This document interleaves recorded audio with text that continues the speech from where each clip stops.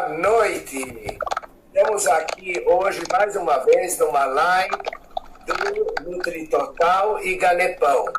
Como vocês sabem, tem um tráfego imenso na internet a esta hora, vários lives acontecendo, e o Ganep Educação não entrou simultâneo. Então, por favor, migrem para o NutriTotal e o Ganepão, Instagram, e que vai ser gravado e depois nós vamos poder assistir se houver algum problema de queda na internet.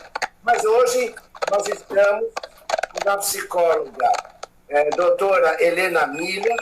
Ela é mestre pela Universidade Federal do Rio de Janeiro e ela vai nos falar sobre um assunto de altíssima importância, que é a perda e o luto no Covid-19.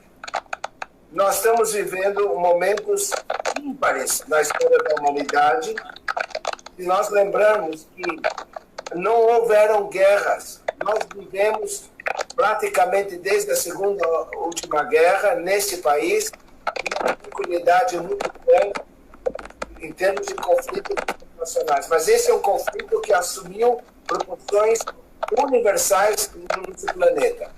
A doutora Miller tem uma especialidade e ela tem participado de um grupo de psicólogas voluntárias que presta assistência a pessoas que perderam entes ou que estão com problemas emocionais em relação ao Covid, e ela veio aqui para partilhar uma parte dessas experiências conosco.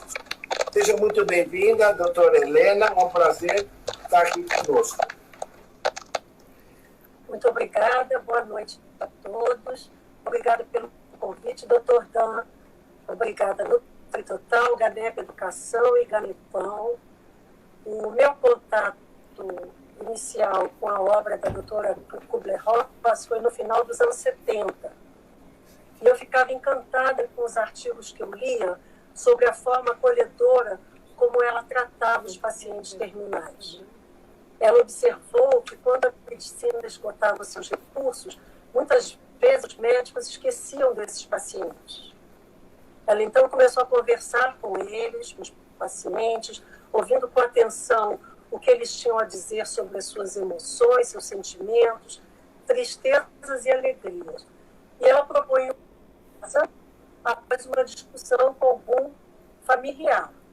Então, eu mais uma vez peço as pessoas, para identificarem o que estão sentindo, precisam se perguntar de que maneira eu tenho reagido, de que forma eu tenho reagido ao fato de permanecer em casa. As pessoas estão com serviços domésticos que muitas vezes nunca fizeram, têm cuidados com seus filhos que antes iam para as escolas e agora estão direto dentro de casa. Elas estão cuidados com o companheiro, com a companheira, às vezes com o pai, com a mãe. Tem que se perguntar, eu estou dando conta do meu teletrabalho? Muitas pessoas estão trabalhando de casa, só que antes o teletrabalho era um espaço que a pessoa tinha e que de lá ela trabalhava. Mas o filho ia para a escola, a esposa saía, tinha uma funcionária que podia fazer alguma coisa ali. Hoje em dia, não. Todos os trabalhos estão ali acumulados. Outra pergunta que é importante se fazer é se eu tenho desânimo, medo em excesso, eu consigo dormir bem, como é que anda a minha alimentação? Algumas pessoas acordam de manhã e não tiram os pijamas, passam de pijama o dia inteiro. Por quê? Se ela está fazendo um teletrabalho, se ela tem outras coisas para realizar, se ela está assistindo reuniões ou não, se ela tem crianças para cuidar, precisa se arrumar, né? Então, o que está acontecendo que a pessoa está se largando porque está protegida dentro do distanciamento social? Então, a autoobservação é um dos principais caminhos para perceber e modificar algumas possibilidades de transformação durante esse isolamento social imposto pela pandemia. E outra pergunta que eu faço, que eu já comentei anteriormente, já comentamos anteriormente, é como é que você se sente ouvindo notícias o dia inteiro sobre os dados da pandemia? Eu, pessoalmente, não assisto o dia inteiro dados sobre a pandemia. Por quê? Porque aumenta, tem alguns jornais, algumas situações, tanto de rádio quanto de televisão, que aumentam os medos, as fake news, e descobre-se coisas e que depois vão se checar, depois que se distribuiu dentro de grupos, a gente vai checar que aquilo não está acontecendo. Outra coisa que é preciso observar, você está comendo muito entre as refeições, como eu também tenho uma das minhas especialidades em obesidade, é uma coisa que eu pergunto para as pessoas, está comendo muito, está bebendo mais bebidas alcoólicas, tem sentido muita impaciência, irritabilidade, briga por qualquer coisa. Você tem trabalho e fica o tempo todo preocupado com o futuro, apesar de ter trabalho, e tem pessoas que tiveram que sair do seu trabalho e às vezes se sentem desesperados e paralisados com isso, com toda a razão, mas a gente precisa trabalhar em cima para lembrar que a pandemia ela é um período da nossa vida que vai passar, mas as pessoas às vezes têm a sensação de que tudo é definitivo. E nesse caso, imagino que algumas pessoas precisam de ajuda. Como é que eu posso reconhecer a necessidade de procurar um profissional ou o grupo que você mencionou? Bom, quando é preciso pedir ajuda, varia de pessoa para pessoa, né? Há pessoas que pouco se observam e custam a perceber que podem estar precisando de ajuda. Algumas pessoas consideram raiva e irritação em excesso como emoções normais e elas supõem que só sabem fazer as coisas daquele jeito, né? Eu tenho observado sentimentos predominantes de medo de se contaminar e o excesso de pensamentos opressivos e desanimadores. Então, a maioria das pessoas que têm entrado em contato conosco, elas têm um medo muito grande de contaminação e o excesso de pensamentos opressivos, assim, uma coisa arrastada, desânimo, né? De forma que a pessoa acaba se confinando dentro do distanciamento social. E aqui é importante diferenciar confinamento de distanciamento. Nessa situação específica que nós estamos passando, é bom lembrar que o distanciamento social é a forma solidária que nós temos de nos proteger, e a fazer isso, estamos protegendo todas as pessoas que amamos e todas as pessoas que não conhecemos. Mas o confinamento pode ser uma sensação emocional desagradável dentro do distanciamento social. Bom, eu tenho certeza que a nossa audiência poderia ouvir alguns relatos, a sua experiência nessa consulta virtual, né, que você tem feito. Dentro da ética profissional, daria para contar alguma coisa? Dá, e a gente conta a situação, evita nomes e locais, o sigilo fica garantido nessa situação. A minha postura diante dessa pessoa desconhecida que pede ajuda é buscar ouvir o paciente para depois fazer perguntas que levem a uma reflexão que o possibilite a uma mudança de atitude.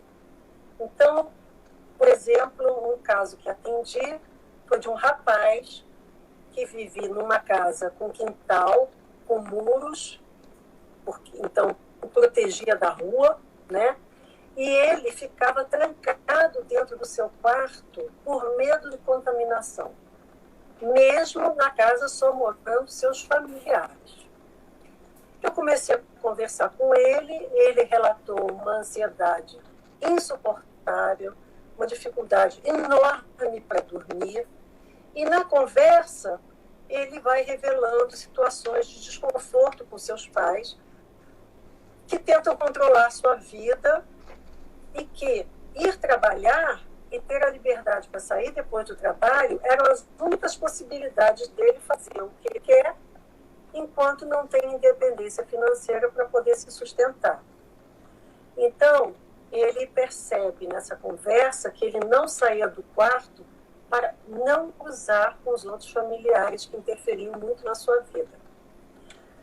Eu sugeri algumas atividades simples para diminuir a ansiedade e ele lembrou, a partir desse exercício que nós fizemos, focado na respiração, ele lembrou que ele sabia de alguns horários que os pais não estariam no quintal.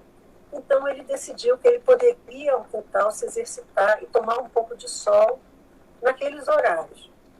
Então, esse é um bom exemplo para a gente perceber a diferença entre a sensação do confinamento e o distanciamento social. Nesse caso específico, ele tinha espaço próprio na casa para tomar sol e se exercitar, mas ficava em seu quarto confinado 100% do tempo.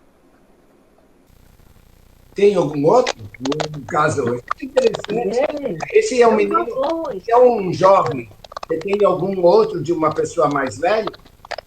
Tem.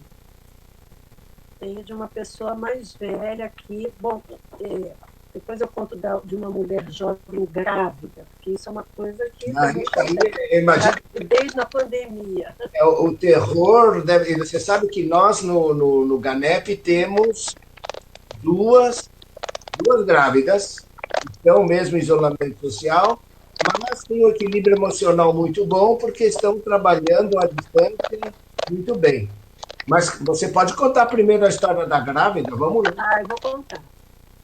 É o caso de uma mulher jovem, em torno dos 30 e pouquinhos anos, grávida, no interior do Nordeste. Nós não estamos falando de capitais, estamos falando de cidade do interior que entrou em contato através do WhatsApp.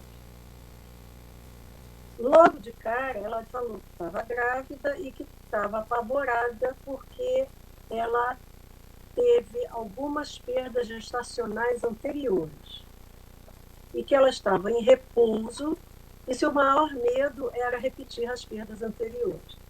E aqui nós vemos uma situação anterior à pandemia, mas em função do distanciamento social, traz um tempero desagradável, né, para uma situação pré-existente. A ansiedade da paciente era evidente, a respiração dela, sabe quando está trancada assim, pela ansiedade, e não tinha médica na cidade dela, a médica vinha uma vez por mês, e naquela semana seguinte, ela iria se deslocar para outra cidade, maior um pouco, próxima à cidade dela, para fazer um exame de imagem para verificar como estava o desenvolvimento da gravidez. Então, ela tinha medo da perda gestacional, ela tinha o medo da contaminação e medo de perder o bebê. E ela estava com enorme mal-estar, sonos mal dormidos e muita angústia. Né? Tudo que uma mulher em gravidez de risco não precisa ter. Né? Ao contar a sua história para mim, ela foi aos poucos relaxando. A escuta diferenciada faz com que as pessoas relaxem efetivamente. É uma coisa realmente muito impressionante nesses anos todos de clínica que eu tenho. E eu perguntei se ela gostaria de experimentar uma técnica de relaxamento focada na respiração. Ela aceitou, fizemos o exercício juntas e eu perguntei a ela como é que ela estava se sentindo depois de ter feito a atividade comigo. Ela respondeu que se sentiu muito mais calma e, imediatamente, antes que eu recomendasse, ela perguntou se ela poderia fazer esse exercício no dia que fosse fazer o exame de imagem. Eu orientei que fizesse algumas vezes por dia ou quando ela sentisse vontade. Dias depois, ela me enviou uma mensagem dizendo que vinha se sentindo um pouco mais tranquila e que no dia do exame estava tensa, mas conseguiu se controlar. Ela se deslocou com ambulância para fazer esse exame. Né? Então, é uma situação efetivamente de tensão. E quando voltou do exame, me mandou um WhatsApp dizendo que até aquele momento estava tudo bem com a sua gestação. Que deixa a gente bem satisfeito, né? Olha, chegou uma pergunta da Eliana. Ela pergunta se os idosos e os adolescentes sofrem mais. Desculpe, eu não entendi. A Eliana é uma pergunta, ela pergunta se os adolescentes e os indivíduos idosos sofrem mais essa ansiedade, essa sensação persecutória, digamos assim. Olha, eu acho que nós não podemos generalizar. Eu acho que nós não podemos generalizar. Os adolescentes, muitas vezes, eu tenho visto que eles acabam entrando numa situação, às vezes até de nesse momento, uma saudável alienação, né?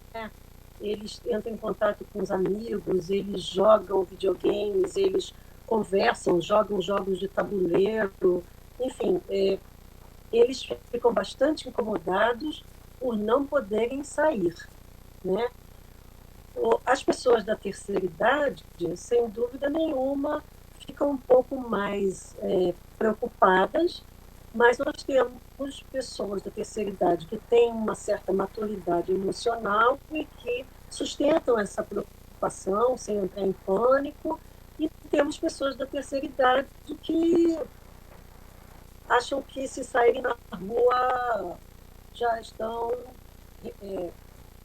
condenadas. Enfim, Já estão. uma coisa, a psicologia, doutor, é uma coisa muito individualizada, né? Apesar de nós termos traços gerais de algumas coisas, a forma como cada pessoa enfrenta seus desafios, suas dificuldades, é muito pessoal. Então, um jovem que tem os pais mais tranquilos, possivelmente estará mais tranquilo. O jovem que tem os pais muito ansiosos e irritadiços, agitados, possivelmente vai ficar mais agitado.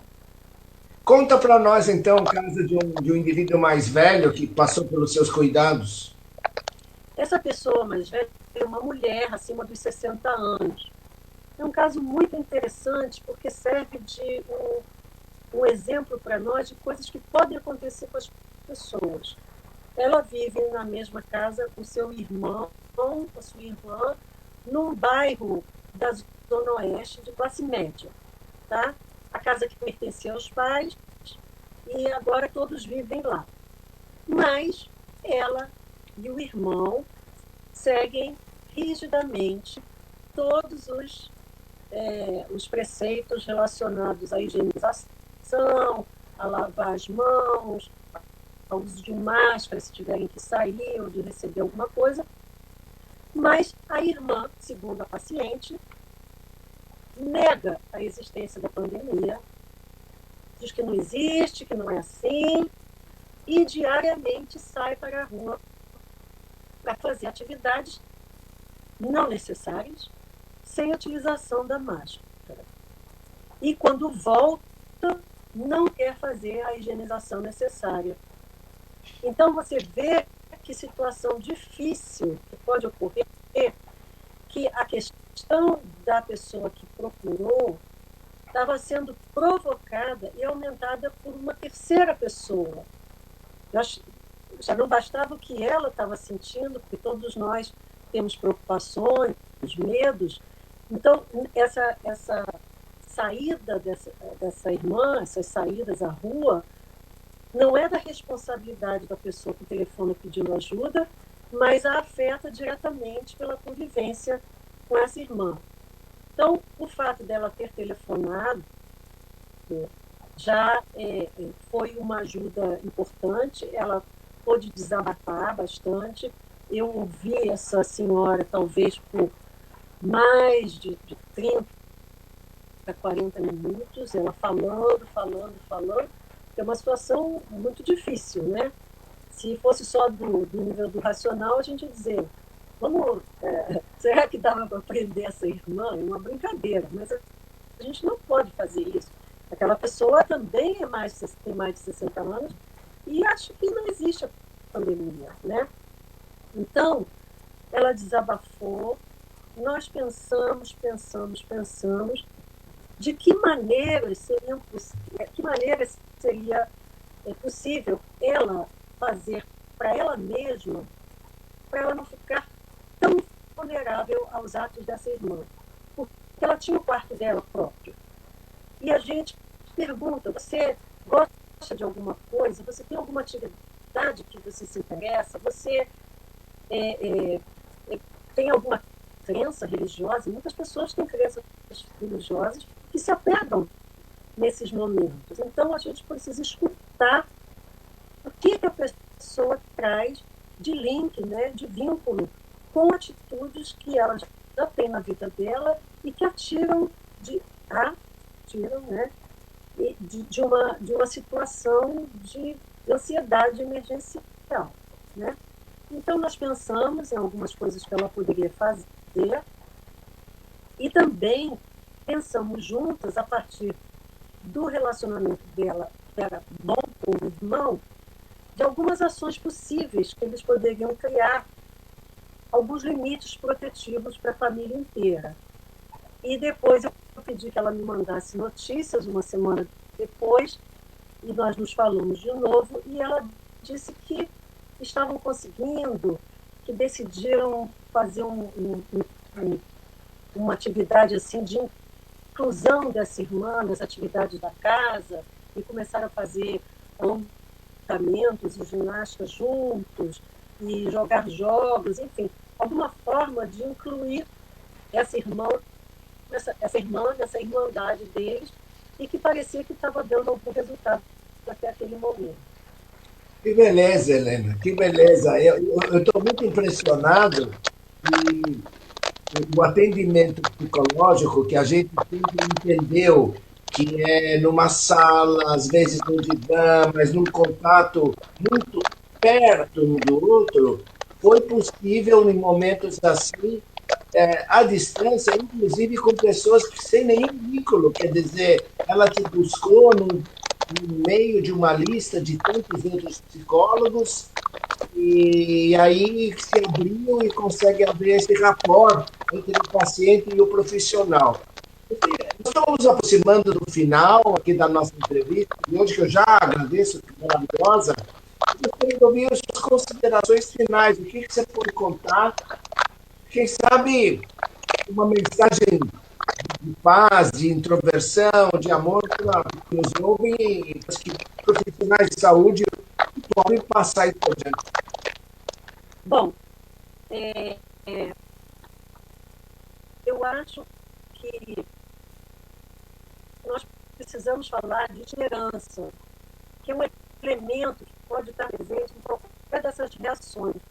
Identificando essas reações, nós podemos permitir que essas pessoas que estão sofrendo perdas de diversas categorias se expressem e nós vamos tratando delas. Nas considerações finais, eu tenho uma hipótese de que os psicólogos terão muito trabalho após o término da pandemia, porque suponho que vão haver efeitos colaterais tardios que vão aparecer nas pessoas, com certeza, né? A pandemia tem ensinado que para proteger os outros nós precisamos nos proteger. E eu acredito que muitos de nós saíram modificados com relação à solidariedade e à nossa inserção na sociedade. Eu quero agradecer pela participação de todos e quero enviar aqui um agradecimento especial aos profissionais da área de saúde, aos empregadores e a todos os profissionais que estão trabalhando para que nós possamos permanecer em casa. E eu vou encerrar citando uma frase dita pela doutora Margarete Dalcomo, da Fiocruz, numa palestra recente que eu assisti sobre a solidariedade no Grupo Humanidades na Saúde. Ela disse: entre o pouco e o nada, o pouco é sempre muito. Essa é uma frase maravilhosa. Eu gostaria de mais um momento de seu tempo, porque entrou uma pergunta que eu creio que está na mente de todos nós que militamos na saúde. A Nátercia Barbim pergunta: como cuidar dos cuidadores profissionais de saúde em relação à depressão, ansiedade e estresse nesse momento de pandemia? Ou seja, como cuidar do profissional que está cuidando? Eu costumo dizer que quem cuida precisa se cuidar, né? Nós podemos cuidar dos profissionais de saúde também, dentro de algumas estruturas, nós sabemos que alguns profissionais de saúde recebem algum tipo de cuidado. Mas se o profissional, no nosso grupo, ele não é aberto apenas para pessoas em geral, é também aberto para os profissionais de saúde. Eu já atendi também pessoas de enfermagem, médicos que já estiveram contaminados pelo Covid-19 e mesmo assim estão querendo conversar e tentar encontrar algum caminho para lidar com os próprios medos, porque é uma situação bastante difícil, complicada, você cuidar de pessoas que estão ali e eles estão na nossa linha de frente, eles estão realmente na linha de frente. Então, nós estamos abertos também para que esses profissionais busquem esse tipo de ajuda em relação a se cuidar. Repete para nós o nome do grupo. O nome do grupo é Time Humanidades. Se vocês quiserem, eu posso enviar para vocês o nome. Nós enviamos uma lista de telefones, pedimos que a pessoa se contacte pelo WhatsApp e as pessoas, então, mandam uma mensagem pelo WhatsApp, nós temos uma conversa inicial rápida por escrito e marcamos uma hora para poder receber essas pessoas. E aí tem letras de A a Z, né, de pessoas com A a Z. Eu já tive gente de comunidade do Morro aqui no Rio de Janeiro que me escolheu H, porque o nome da neta era igual ao meu, e ela ficou muito emocionada porque ela pediu para a neta para escolher um nome e a neta escolheu o meu nome. Eu estou no meio da lista. Helena, muito obrigado. Muito obrigado a todos que estão aqui conosco acompanhando. Esse programa foi gravado e ele vai estar disponível nos Instagrams do Nutri Total, do Ganepão e do Ganep Educação. E nós desejamos a todos uma excelente noite de quinta-feira, um bom fim de semana e até uma próxima live da nossa organização Grupo Ganep. Um beijo para você, Helena, e para todos nós. Obrigada, doutor Dan.